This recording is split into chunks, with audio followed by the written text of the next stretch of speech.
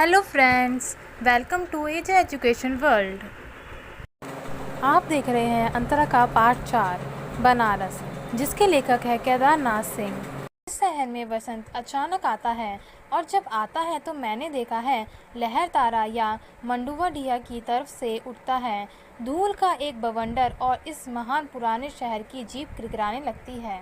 कवि कहते हैं कि बनारस शहर में वसंत का आगमन अचानक ही हो जाता है। मैंने देखा है कि यहाँ जब वसंत आता है तो बनारस के लहर तारा या मंडुवा डीहे मोहल्ले की ओर से एक धूल भरी आंधी उठती है। उस समय इस पुराने शहर के प्रत्येक भाग में धूल ही धूल भर जाती है।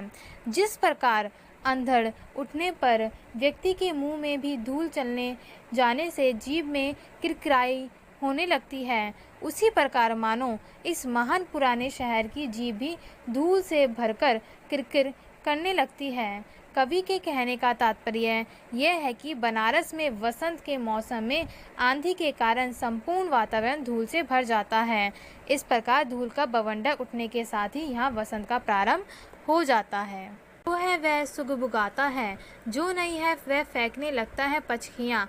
आदमी दशावेद पर जाता है और पाता है घाट का आखिरी पत्थर कुछ और मुलायम हो गया है। सीढ़ियों पर बैठे बंदरों की आंखों में एक अजीब सी नमी है और एक अजीब सी चमक से भर उठा है। भिखारियों के कटोरों का निचाट खालीपन। कवि कहते हैं कि जब बनारस के वातावरण में बसंती हवा चलती है तो उसमें सुगबुगाहट होने लगती है, यानी उसमें जागृति आने लगती है जो अस्तित्वमान नहीं होता, अर्थात जिसमें चेतना का रूप दिखाई नहीं देता, उसमें भी नया अंकुरण होने लगता है। इस प्रकार विगत की नष्ट हो गई चीज़ों या असफलताओं के बीच भी लोग नई उमंग और नए संकल्प से भर उठते हैं। कवि का तात्पर्य यह है कि बसंती हवा के स्पर्श से पूरे वातावरण में नया उल्लास आ जाता है, उसमें नए जीवन का संचार होने लगता है। आदमी जब दशाश्वमेध घाट पर जाता है तो वहाँ उसे गंगा नदी का स्पर्श करता हुआ घाट का अंतिम पत्थर कुछ और नरम हो गया मिलता है, अर्थात पाषाण हृदय व्यक्ति के व्यवहार में भी साहृदयता आ जाती है। वहाँ घाट की सीढ़ियों पर बैठे बंदरों की आंखों में विचलित सी नमी देती है। भिखारियों के कटोरे का एकदम खालीपन भी एक विचित्र सी चमक से भरा हुआ दिखाई देता है।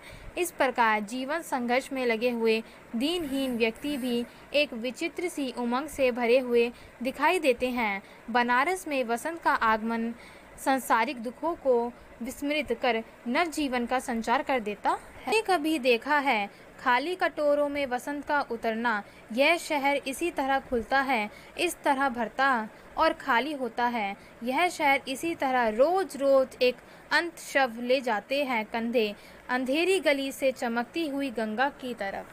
कवि कहता है कि यह शहर इसी तरह खुलता है, अर्थात यहाँ हर दिन का प्रारंभ ऐसे ही उल्लास और प्रसन्नता के साथ होता है। हर दशा में प्रसन्न रहना बनारस का चरित्र है। लोगों की स्वाभाविक उमंग, आशा और जिजीविषा से यह शहर इसी तरह भरता रहता है। यहाँ कवि ने शहर के भरने और खाली होने की बात कहकर यहाँ की स्वाभाविक जीवन शैली से परिचित कराया है। यह शहर इसी तरह खाली भी होता है, इसी तरह प्रतिदिन एक अंतहीन शव को उठाए हुए कंधे अंधेरी गली से निकलकर चमकती हुई गंगा की ओर ले जाते हैं, अर्थात वे मृत्यु रूप अंधकार से मोक्षदायिनी गंगा के पास ले जाकर शव का देह संस्कार करते हैं। कहीं चेहरे पर खुशी की चमक तो कहीं दुख का मातम, कहीं सुख की अनुभूति तो कहीं दुख का एहसास। दोनों का मिला जुला रूप है बनारस। प्राचीन काल से ही ये अंतहीन सिलसिला इस शहर में चला आ रहा है। यही यहाँ की स्वाभाविक दिनचर्या है। शहर में धूल धीरे धीरे उड़ती है, धीरे धीरे चलते हैं लोग, धीरे धीरे बजते हैं घंटे। शाम धीरे धीरे होती है। ये धीरे धीरे होना, धीरे होने की सामूहिक लय दृढ़ता से बांधे है समूचे शहर को। इस तरह की कुछ भी गिरता नहीं है, कि हिलता नहीं है कुछ भी, कि जो चीज़ जहाँ थी वहीं पर रखी है, कि गंगा वहीं है, कि वहीं पर बंदी है नाव, कि वहीं पर रखी है तुलसीदास की खड़ाऊ सैकड़ों बरस से। भी कहता है कि बनारस शहर में धूल धीरे धीरे उड़ती है, लोग धीरे धीरे चलते हैं, भाव यह है कि सैकड़ों वर्षों से बनारस के चरित्र में कोई बदलाव नहीं आया। पुराने मूल्य, मान्यताएं, आस्था, श्रद्धा, विश्वास सब कुछ अभी भी बनारस में उसी प्रकार सुरक्षित है। बहुमूल्य धरोहर की तरह काशी की प्राचीन आध्यात्मिकता, भव्यता अब भी उसी प्रकार बनी हुई है। कभी साई साझा बिना किसी सूचना के घुस जाओ इस शहर में, कभी आरती के आलोक में इसे अचानक देखो। अद्भुत है इसकी बनावट। ये आधा जल में है, आधा मंत्र में, आधा फूल में है, आधा शव में, आधा नींद में, आधा शंख में। अगर ध्यान से देखो ये तो यह आधा है और आधा नहीं है।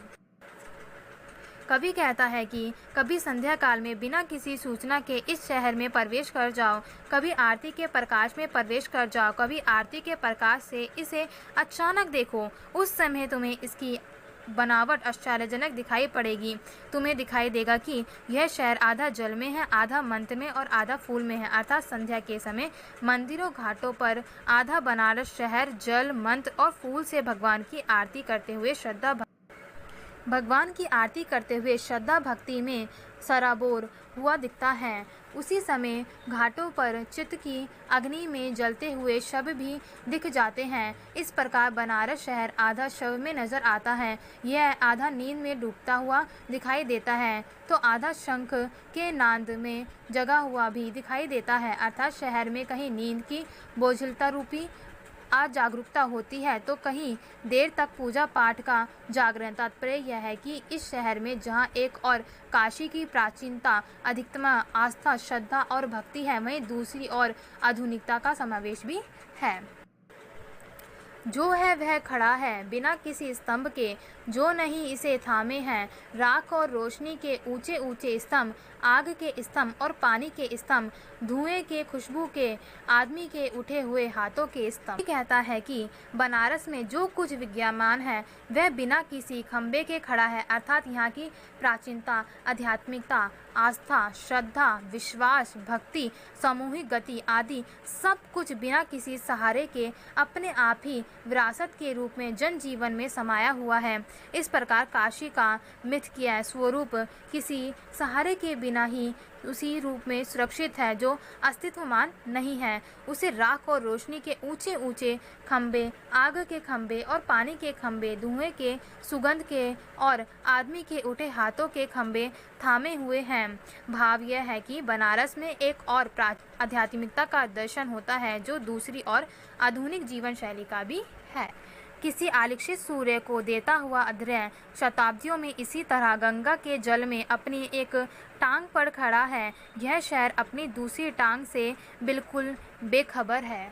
कवि कहता है कि यह बनारस शहर शताब्दियों से किसी ना देखे हुए सूर्य को अर्घ्य देता हुआ गंगा के जल में अपनी एक टांग पर खड़ा है, अपनी दूसरी टांग से बिल्कुल अनजान बना हुआ। तात्पर्य यह है कि इस शहर में सदियों से सूर्य को एक अदृश्य शक्ति अर्थात परब्रह्म का प्रतिरूप मानते हुए गंगा के जल में खड़े होकर उसके पवित्र जल को अर्घ्य के रूप में अर्पित करने की परंपरा चली आ रही है। लोग गंगा स्नान करते हैं, सूर्य को ईश्वर का रूप मानते हैं हुए एक पैर पर खड़े होकर अर्घ्य देते हैं। इस समय उन्हें अपने दूसरे पैर का ध्यान नहीं होता।